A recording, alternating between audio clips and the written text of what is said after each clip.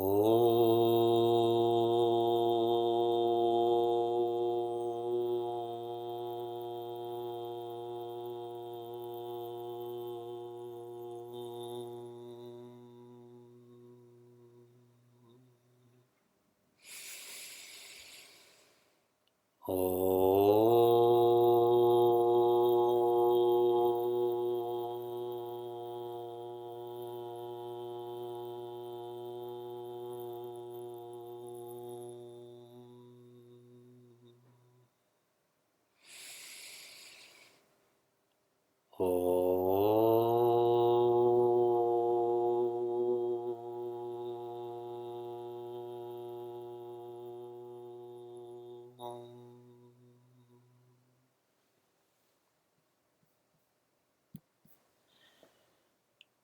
Vakratunda Mahakaya Suryakoti Samaprabha Nirvignam Kuru Me Deva Sarvakaryeshu Sarvada Saraswati Namastubhyam Varade Kamarupini Vidyarambham Karishyami Siddhir Bhavatu Me Sada Gurur Brahma Gurur Vishnu Gurur Devo Maheshwaraha Gurureva Param Brahma Tasmai Shri Gurave Namaha.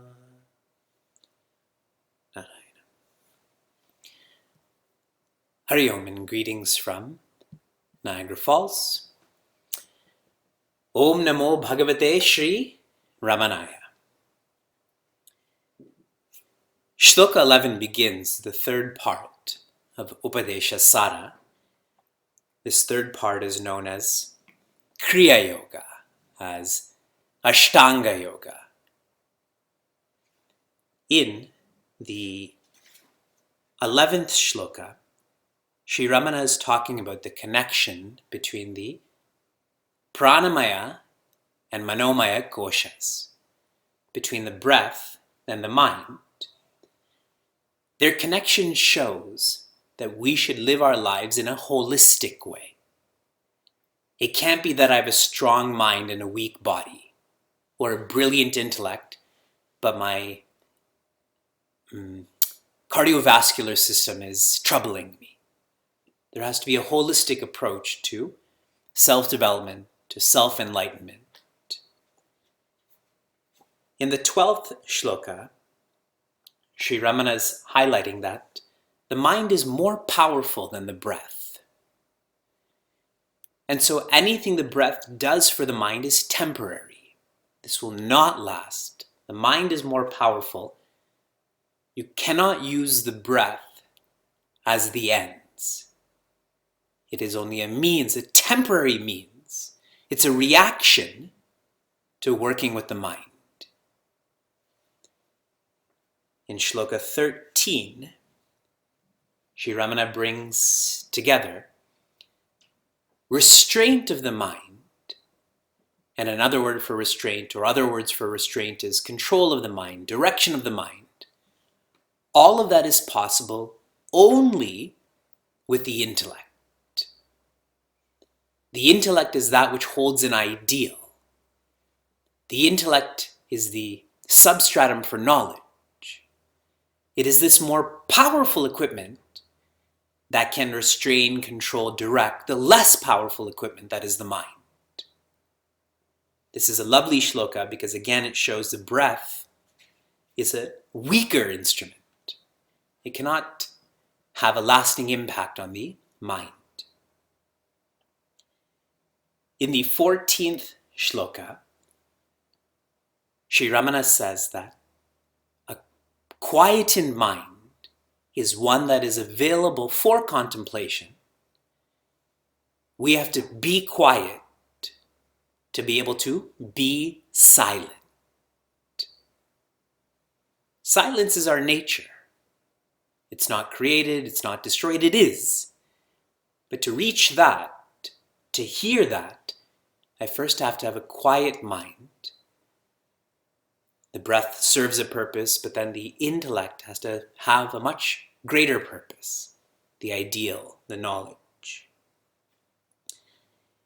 In the 15th shloka, Sri Ramana says someone who reaches that silence They don't want anything, so they don't have to do anything. If you want something, you have to do something. If you don't want anything, you don't have to do anything. This is contentment. It's like at the beginning of a movie, if you've used the restroom, if you're not thirsty, you just sit there and you enjoy the movie. But people who didn't use the restroom or didn't buy something to eat or drink, see, they want something. So they have to do something. They keep planning, okay, now when do I leave? When do I leave? When do I leave? Imagine not wanting anything. Period. That is the biography of someone who's content, someone who transcends the mind. And this section of Upadesha Sara ends in Shloka 16. Sri Ramana is telling us we have to let go to be able to feel who we are. We have to let go of articles being circumstances. Right now we're aware of articles being circumstances. But if we let go of these, our dependence on them, then we will feel that awareness is still there. And I'm still there. So I have to be this awareness then. Being an extrovert, one will never be able to tune into this independent awareness. It will always be awareness of. There's a dependency there. In Shloka 17, the fourth part of Upadesha Sara begins. We went through Karma Yoga, Bhakti Yoga, Ashtanga Yoga, now Jnana Yoga. Within Jnana Yoga, there are two directions or two focuses. The first one is Jnana Yoga in a micro level, focusing on what's happening inside, and later on, what's happening at a macro level, what's happening outside.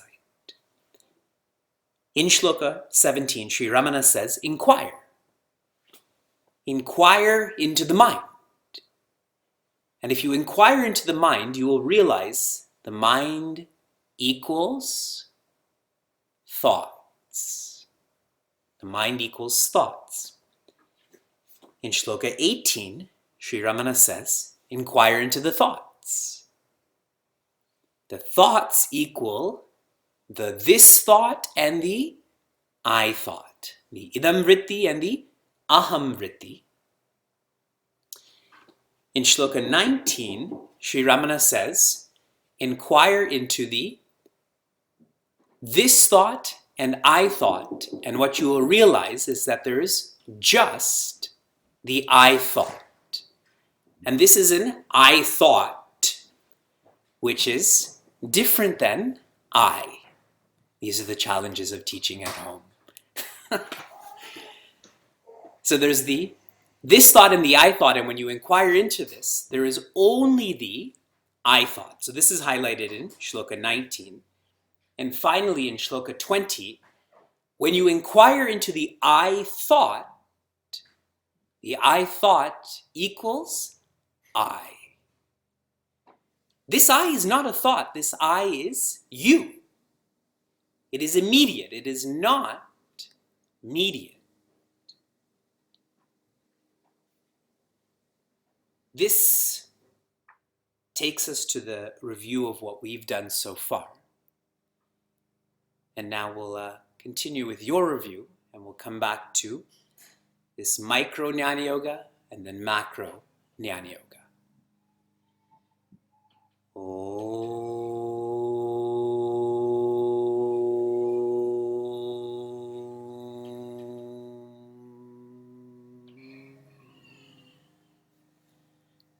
Narayana.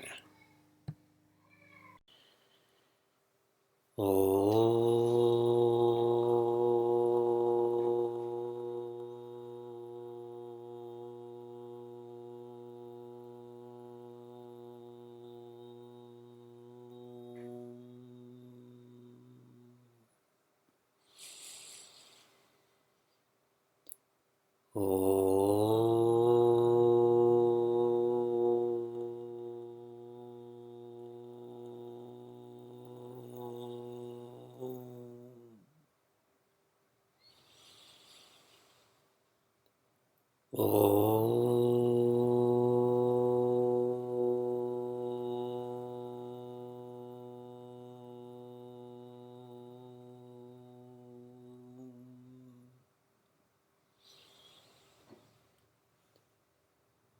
Vakratunda Mahakaya Suryakoti Samaprabha Nirvignam Kuru Me Deva Sarvakaryeshu Sarvada Saraswati Namastubhyam Varade Kamarupini Vidyarambham Karishyami Siddhir Bhavatu Me Sada Gurur Brahma Gurur Vishnu Gurur Devo Maheshwaraha Gurureva Param Brahma Tasmai Shri Gurave Namaha. Narayana. Hari Om and greetings from Niagara Falls. What is one of the most annoying parts of being on a plane? At the beginning, when they go through all of those announcements, sharing these are where the exits are and the mask will fall from the ceiling and so on. When you're in a theater, a cinema, other than the lights from the screen and on the stairs, the only other source of light is the exit signs. Those are still on, right? When you go to a party, when you go to dinner, out of formality, and you don't actually want to be there, even before you arrive at that party or dinner, you already have a plan of how to leave early, correct? That you happen to have this emergency or that you have to tend to this. Isn't it fascinating that every time we enter a physical place, an objective circumstance, we have an escape plan? Yes. When Bhagwan Brahma was created, he was confused about why he was created. He was confused about, obviously, what he's supposed to do. In his confusion, he didn't panic. Rather, he quieted himself. He sat down, he closed his eyes, he thought about who he is. And the deeper he went into himself, he was able to hear the words, tapa, tapa. And Bhagwan Brahma realized that what he is doing, trying to find out who he is so he knows what to do, is the right path, is the sadhana that will leave him clear, lead him from confusion. When we know who we are, there is no more agitation. When we know who we are, there is no more agitation. Bhagwan Brahma, who's the creator, has shown this. We're always looking for an escape because we're not grateful, we're not content with what we've entered. What is our escape plan for life? How will we find that calmness, that quietude, that stillness? Sri Ramana is teaching us, is telling us, the only way is know who you are. Know what your nature is. In our last shloka, in shloka 28, if there's agitation, then there's one or two problems. These problems are wrong identification and or wrong importance. Whenever you feel stress, anxiety, sadness, check yourself.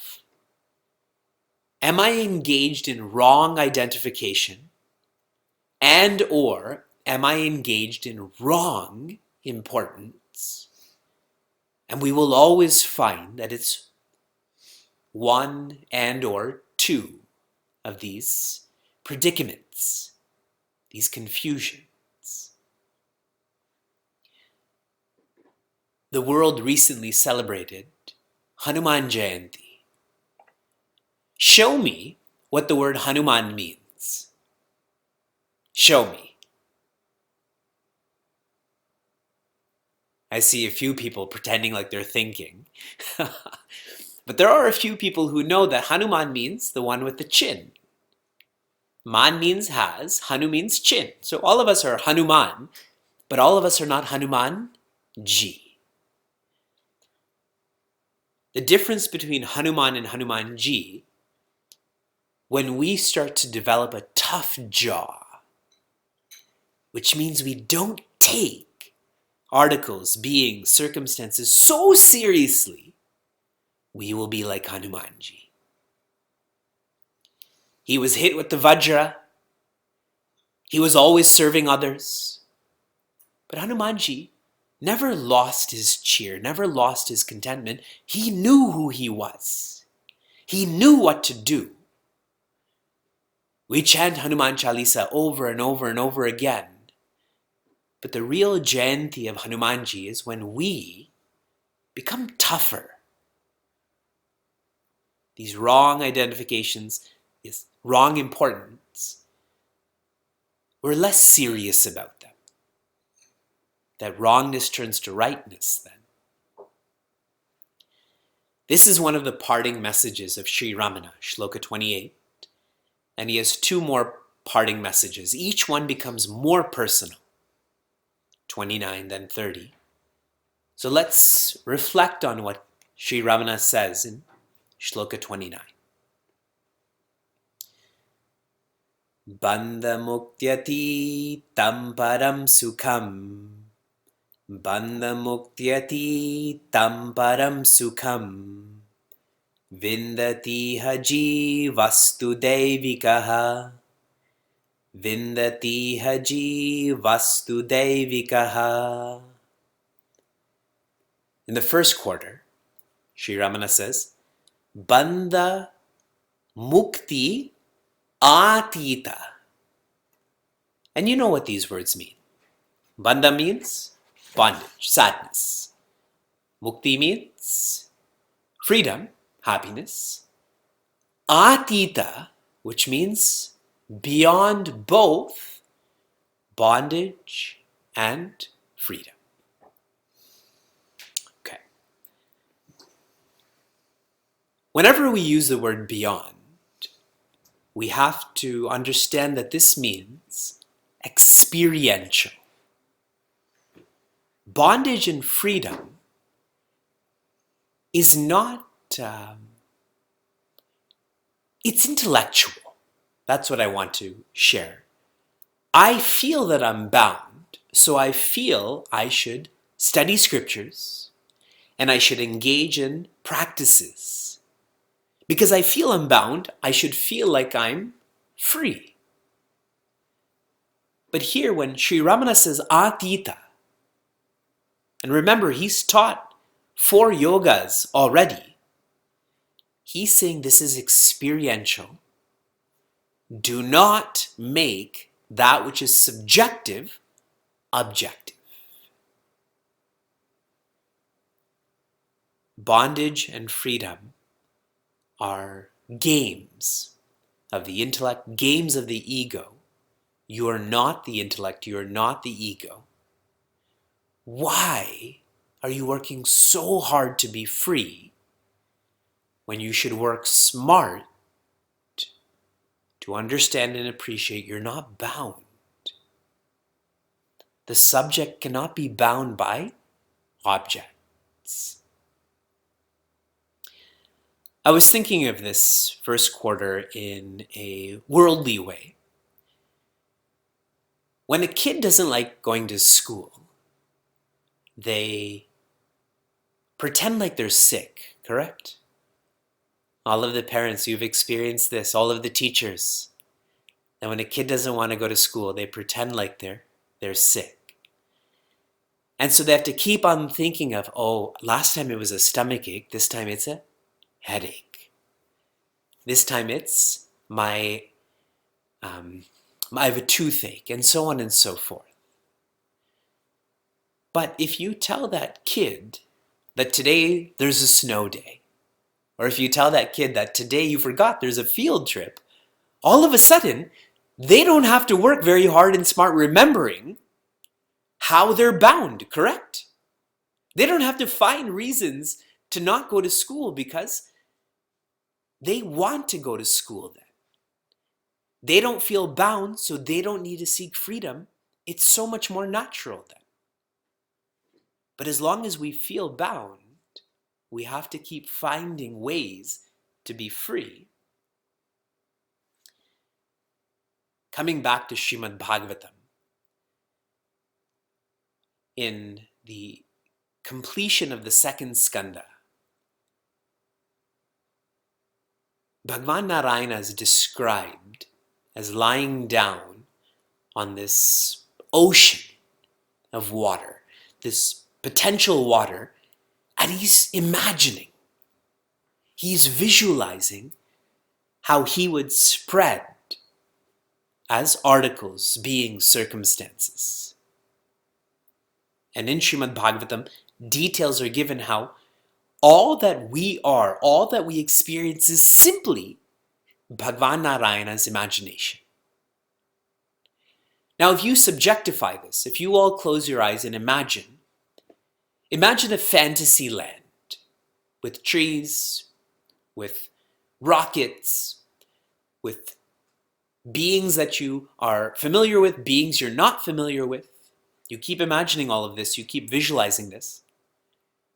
And then I tell you to open your eyes and pay attention. All of that creation you created, all of that creation was facilitated by you, and all of that creation was dissolved by you. Yes? So, whatever happens in Bhagavan Narayana's imagination cannot hurt Bhagavan Narayana. In the same way, all of these feelings of bondage and freedom, they're just thoughts. And thoughts cannot harm you. Thoughts cannot change who you are. All that thoughts can do is affect other thoughts, but not that existence, that awareness, that joy.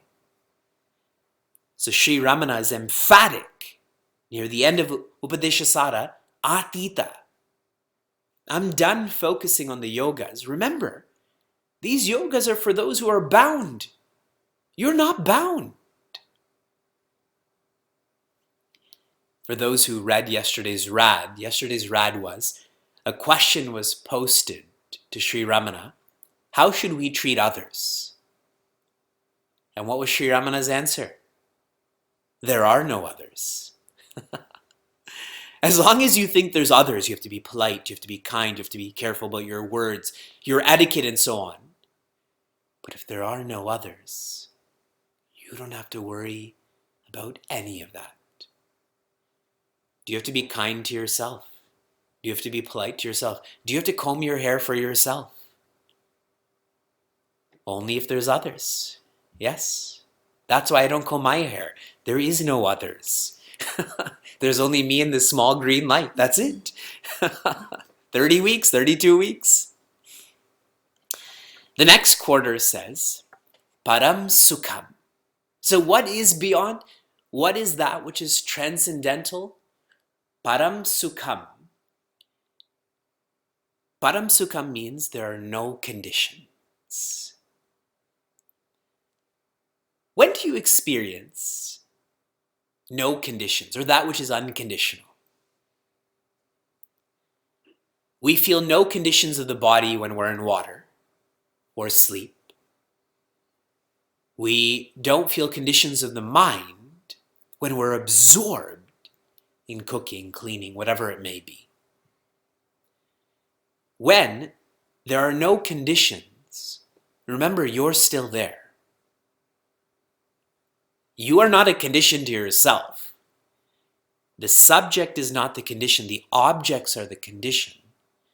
So para means no conditions, unconditional, independently joyous. In a relative way, after you've completed your responsibilities for the day, how do you sit? How do you brush your teeth? How do you sleep? In such a content way, isn't it? So much contentment, but it's not coming from brushing your teeth. It's not coming from that bed. You lie on that bed for thousands of nights. Because there's no more conditions. You've completed your responsibilities or dharma. You feel unconditional. And we can feel that at the end of the day. Imagine feeling that forever. Once and for all. Param Sukham. Vindati iha. Vindati. Vindati is like win. When you see the word vin, you should think win. When does one vindati gain all of this? Iha. Iha means here and now. If one follows what Sri Ramana has shared, one knows that they're beyond bondage.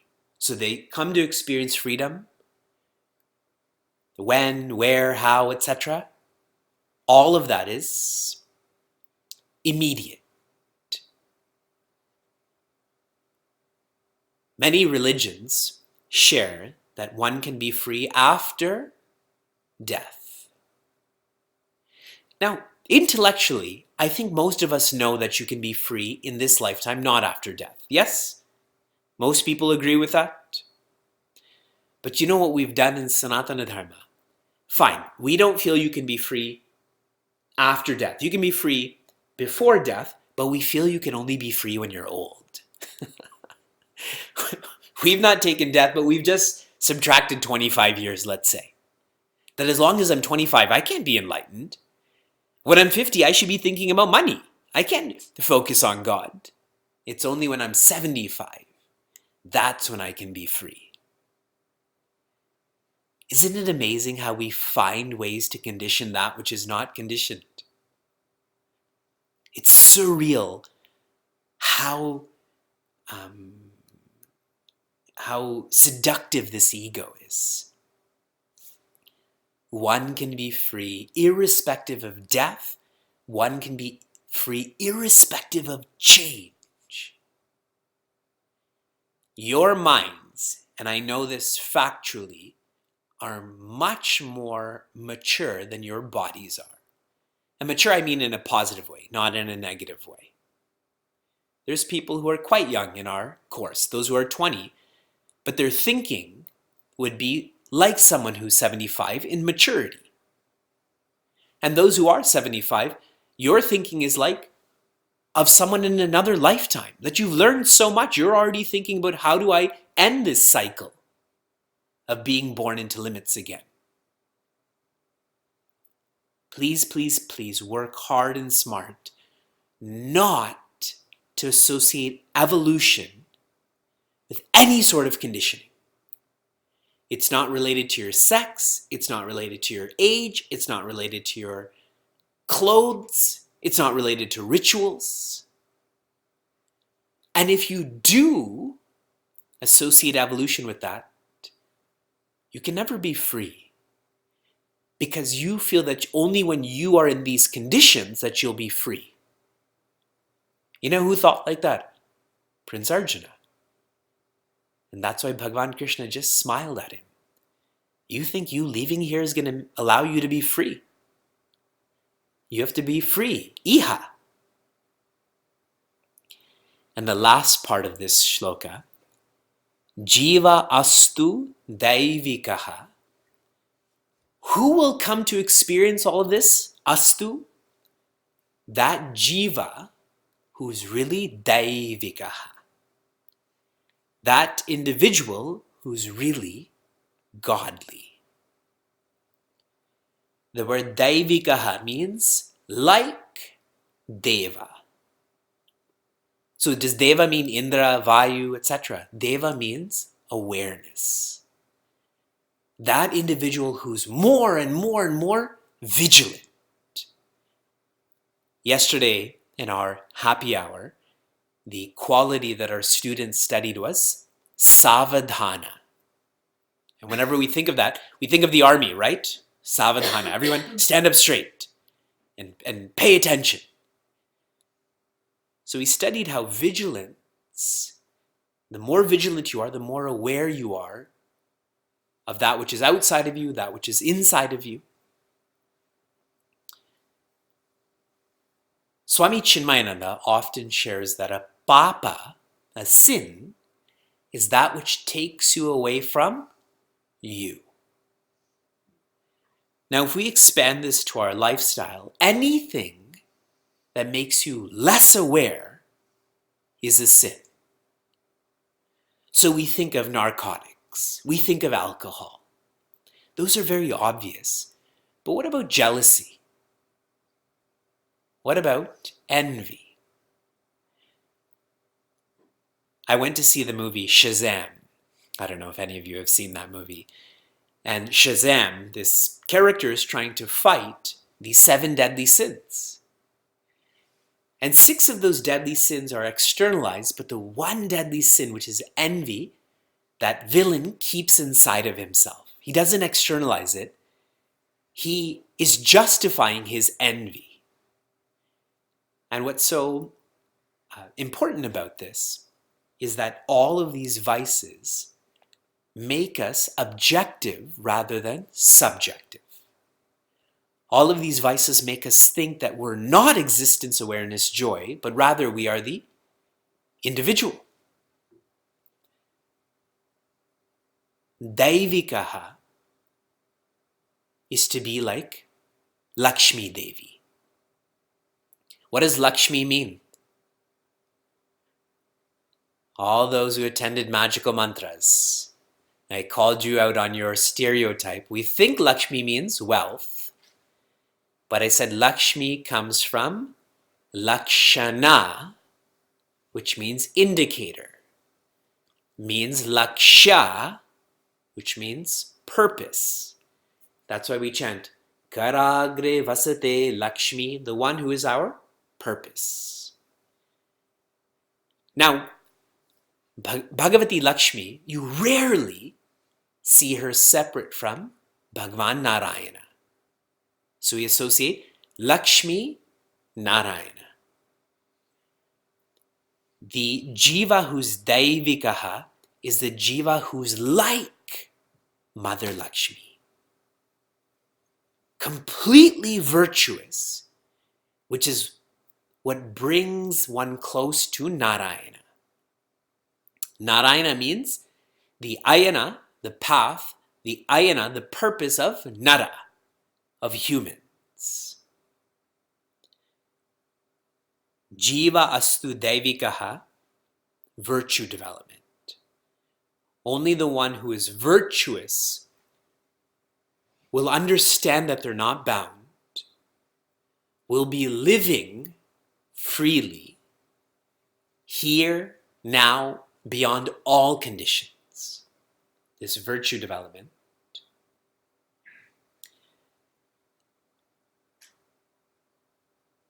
The word tu is also shared here in this shloka. Tu means how important, how distinct such a jiva is. To give that emphasis that this is you. That Sri Ramana is about to stop teaching. Don't think of someone else, think of you. Sanatana Dharma is such a lovely religion, has such a lovely message. If someone were to ask you, what is the sharing of Sanatana Dharma? It would be this last line. Jivaha tu daivikaha, which means every individual should focus on being aware. should focus on being virtuous. Think, if other religions were asked, what is the primary message? What would be the primary message? And here very clearly, Sri Ramana is saying, the jiva is to be deva. Let's chant this shloka together. Bandha muktyati tam param sukham vindati haji vastu devikaha.